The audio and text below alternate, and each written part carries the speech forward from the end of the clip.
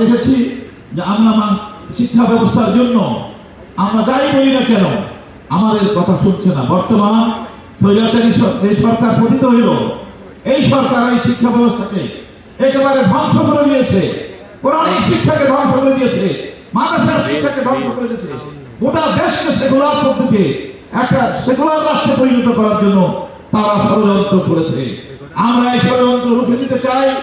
আমরা বর্তমান সরকারকে বলতে চাই, অনেক রক্তের বিনিময়ে এই সরকার এসেছে, সুতরাং এই জোড়াতালি দিয়ে আপনারা এই শিক্ষা ব্যবস্থাকে পরিবর্তন করতে পারবেন না। আমরা শুনেছি শিক্ষা কারিগরি যাকে চেয়ারম্যান করা হয়েছে তিনি কিন্তু তাদেরই দোষর, তারা কোনোভাবেই ভালো কিছু আসতে পারে না।